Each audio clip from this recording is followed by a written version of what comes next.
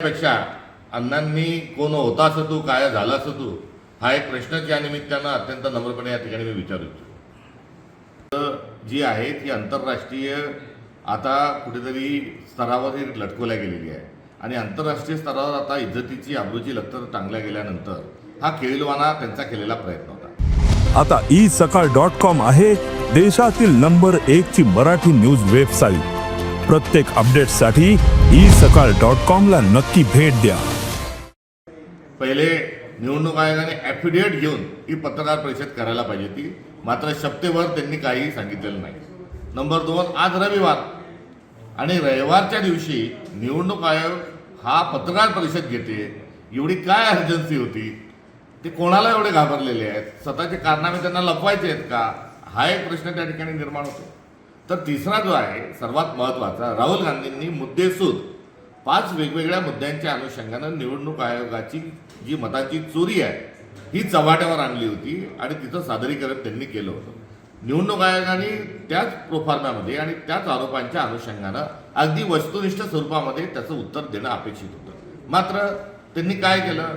त्यांनी भाजपच्या जो सोशल मीडियाचा जो डिपार्टमेंट आहे त्यांनी लिहून दिलेली स्क्रिप्ट जी आहे ती खाली मान घालून वाचलेली आहे आणि पुढे काय केलं तर कोणत्याही प्रश्नाचं नेमकेपणानं उत्तर टाळण्याकरता त्यांनी 5-5 प्रश्नांना एकत्रित केलं आणि प्रश्नांची धरसोड करत असताना पुढे मागे करून त्यांनी प्रश्नांची उत्तरं दिलेली आहे। त्यामुळे त्यांनी निवडणूक आयोग घेण्याचं नाटक आणि एक देखावा त्या ठिकाणी हा त्यांनी केलेला आहे। तर यानंतर निवडणूक आयोगाने हे मान्य करणं आवश्यक होतं की एका घरामध्ये 700 लोक राहत नाही, डुप्लिकेशन ऑफ वोट होत नाही, आम्ही कोणाची मतं काढली नाही। मात्र असं काहीही न सांगता त्यांनी अत्यंत वरवर हा सगळा केलेला मुलामा लावण्याचा प्रयत्न केला आहे। मात्र हा त्यांचा एकंदरीत असणारा जो प्रयत्न आहे हा आबरू वाचवण्याचा नव्हे तर आज ते तोंडघशी पडलेले आहेत आणि तोंडघशी पडत असताना ही पत्रकार परिषद घेण्याचं कारण काय तर त्यांना त्यांच्या आकानी बहुधा कुठून तरी सांगितलेलं असावं की राहुल गांधींची आज यात्रा बिहारमध्ये सुरू होत आहे, जा आणि त्या यात्रेच्या अनुषंगानं कुठेतरी खुलासा करा आणि यात्रेला कसं थांबवलं जाईल, रोखला जाईल या अनुषंगानं प्रयत्न करा।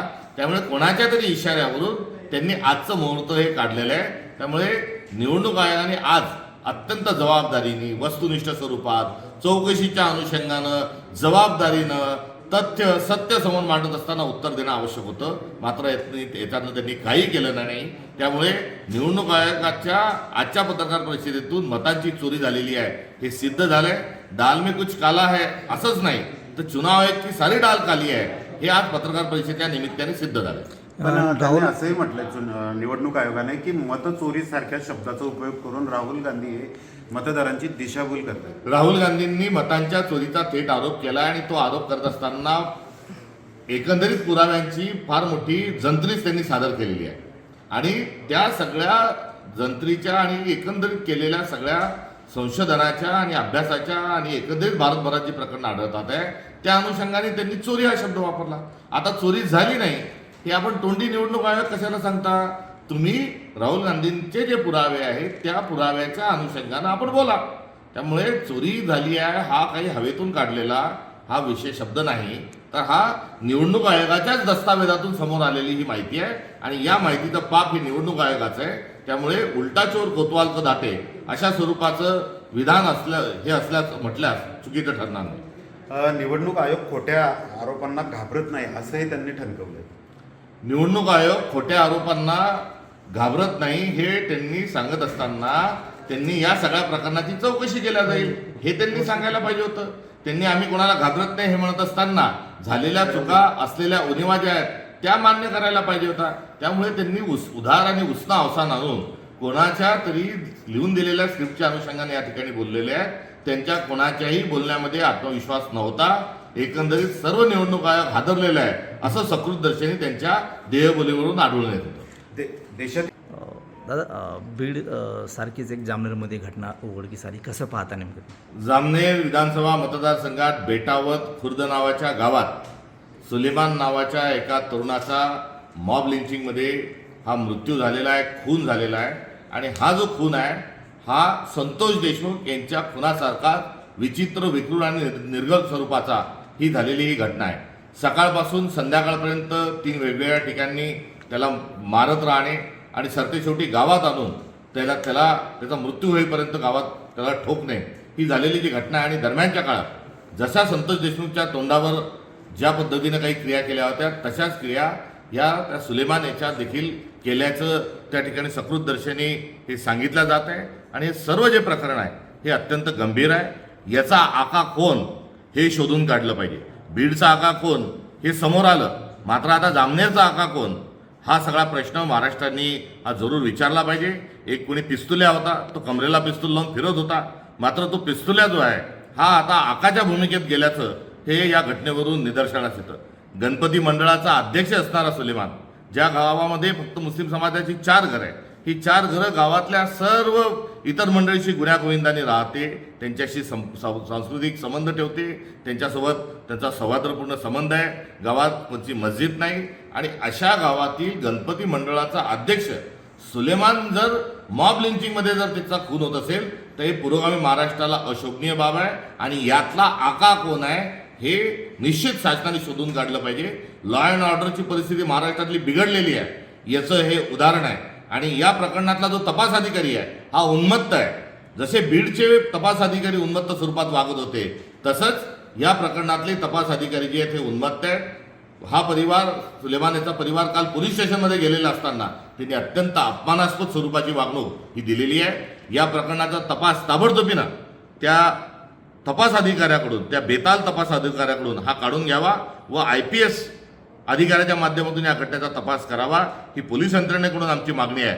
तर सरकार खरोखरच जर त्यांना काही लाज वाटत असेल आणि सरकारला जनाची नाही तर मनाची लाज वाटत असेल तर याही प्रकरणाची SITची चौकशी ताबडतोब करावी ही आमची मागणी आहे.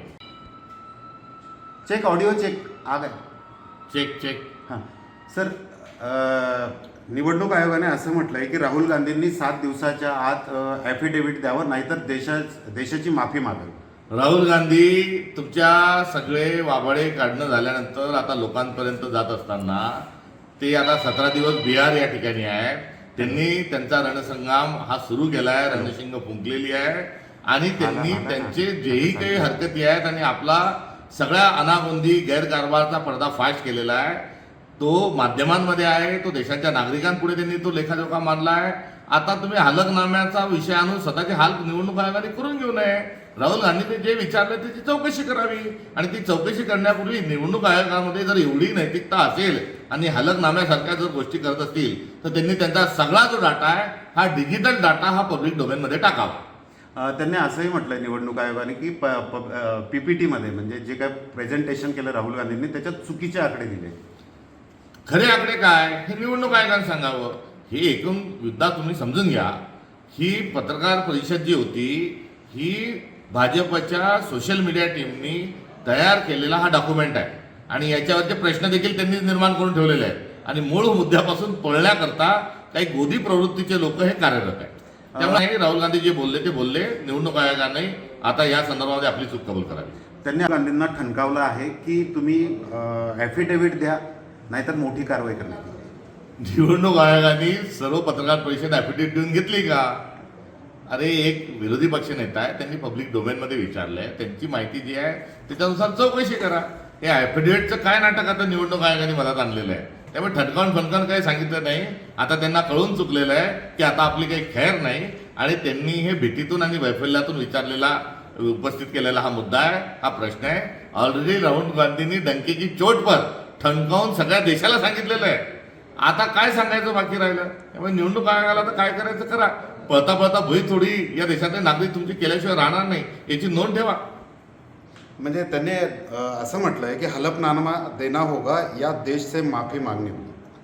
अहो निवडणूक आयोग राहुल गांधींनी तुमचे सगळे जे लष्कर आहेत ही वेशीवर टांगली. त्यांनी मुद्देसूद तुम्हाला प्रश्न विचारले, त्याचे उत्तरं द्या मर्दासारखे. काय तुम्ही रणांगणातून पळून जात असताना हलकनाम्यासारख्या गोष्टी करता? ते बोलले ना आणि ते बोलल्यानंतर त्यांनी कुठलंही आपलं स्टेटमेंट वापस घेतलेले नाही. त्यामुळे आता तुम्ही हलकनाम्याचा मुद्दाच काही उपस्थित राहिला नाही. तुमच्या संदर्भात राहुल गांधींनी सगळा जो विषय आहे हा माध्यमांच्या समोर आणि या देशातल्या नागरिकांसमोर मांडलेला आहे. आता हलकनाम्यासारखा जो मुद्दा आहे हा आणून स्वतःच्या आधी हाल करून घेऊ नका, हे त्या निमित्ताने निवडणूक आयोगाला सांगावं. हो हो हा प्रश्न उपस्थित होतो, स्वाभाविक आहे. लोकपाल विधेयक कुठे गेलं, स्वामीनाथन आयोगाचा अहवाल कुठे गेला आणि त्याचं काय झालं याचा सगळा विसर पडलेला आहे. त्यामुळे अण्णा यांनी जे काही तात्कालीन व्यवस्थित केलं, कोणी मुख्यमंत्री झालं, कोणी नायब राज्यपाल झालं, कोणी राज्यपाल झालं आणि अण्णा जे आहे ते खुशाल जाऊन झोपून राहिले. त्यामुळे हा प्रश्न उपस्थित होणं हे अत्यंत स्वाभाविक आहे. अण्णांना काय ठिकाणी स्थलांतरित होत असतात, त्यामुळे त्या नागरिकांची मतदारांची नावं अनेक ठिकाणी असू शकतात असाही दावा निवडणूक आयोग स्वतःच जर म्हणत असेल की एका मतदाराचे नाव अनेक ठिकाणी राहू शकतात, तर हा निवडणूक आयोगाचा बेशरमपणा आहे. कारण निवडणूक आयोगाच्याच मॅन्युअलमध्ये, नियमांमध्ये आणि मूलभूत जो मतदार यादीत नाव नोंदवत असताना जी अट आहे, तीच अट ही आहे की एका ठिकाणून तुम्ही मायग्रेट दुसरीकडे होता तेव्हा पहिल्या ठिकाणचं नाव आपण काढायचं आणि 6 महिन्याचा अधिवास झाल्यानंतर दुसऱ्या ठिकाणी आपण नाव टाकायचं. म्हणजे या नियमाचं पालन होत नाही, हे दस्तूरखुद निर्लज्जपणे निवडणूक आयोग कबूल करीत आहे. त्यातील एका व्यक्तीने आंदोलनादरम्यान जलसमाधी घेतली. अक्षरशः पोलीस आणि प्रशासनासमोर त्या व्यक्तीने पूर्णा नदीत उडी घेऊन जीव दिलाय. सरकारला मायबाप सरकार आपण म्हणतो आणि त्या मायबाप सरकारनी या नागरिकांकडे लक्ष ठेवलं पाहिजे. त्यांच्या सगळ्या मागण्या ज्या आहेत त्याच्या संदर्भात संवाद केला पाहिजे. मात्र जेगावच्या अनुषंगानं आपण बघतोय की खूप मोठा भ्रष्टाचार आणि त्या ठिकाणी एजंटचा सुळसुळाट झालेला आहे आणि या सर्व एजंटच्याच करवी त्या ठिकाणचे अधिकारी, पदाधिकारी, आमदार, खासदार, मंत्री हे सर्व त्या ठिकाणचं काम बघत आहेत आणि या सर्व व्यवस्थेला कंटाळून सर्वांच्या डोळ्यात देखत एक तरुण हा वैफल्यग्रस्त होऊन आणि शासनाच्या भ्रष्टाचाराला कंटाळून, ना करतेपणाला कंटाळून त्यांनी त्या ठिकाणी जलसमाधी घेतलेली आहे. या प्रकरणामध्ये सरकार दोषी आहे आणि या प्रकरणामध्ये मुख्यमंत्र्यावर 302चा गुन्हा दाखल झाला पाहिजे. महत्त्वाचा प्रश्न आहे, कोणी संपू शकत नाही. महाराष्ट्राच्या इतिहासामध्ये काही व्यक्तींचं नाव जे आहे हे अजामर आहे आणि बाळासाहेब ठाकरे यांचं जे नाव आहे हे नाव महाराष्ट्राच्या इतिहासामध्ये हे कायमस्वरूपी राहील आणि त्यांच्याशिवाय महाराष्ट्राचा इतिहास पूर्ण होऊ शकत नाही असा एकंदरीत त्यांचा आव्हान आहे. राजकीय कोणी शत्रू नाही आहे. आपला पक्ष वाढवायचा असेल तर आपल्या पक्षात घ्यायला तयार आहे, म्हणजे वेलकम आहे सगळ्यांचं. प्रफुल्ल पटेलांचा शत्रू कोणीच नाही, मात्र प्रफुल्ल पटेलांचा मित्र जो आहे हा कोण आहे हे सर्वांना माहिती. बर्दाश्त करणार नाही, निवडणूक आयोगाने काय म्हटलं हा मुद्दाच नाही. निवडणूक आयोगाने मतांची चोरी केलेली आहे हे सिद्ध झाले. त्याच्यावर नेमकेपणाने निवडणूक आयोगाने हा सूर्य हा जयंद्रथ या अनुषंगाने त्यांनी बोलावं. स्थानिक स्वराज्य संस्था त्या ठाकरे बंधू एकत्र लढणार आहेत असं सुतोवाच, म्हणजे अशी गॅरंटीच जवळपास संजय राऊतांनी दिली. काँग्रेसचं काय भूमिका असणार? निवडणुका लागू द्या. निवडणुका लागण्याच्या आधी या कडीला खूप उकळे आणण्याचं काम कुठेतरी हे सर्वदूर सुरू आहे. त्यामुळे आगे आगे देखू क्या होता है.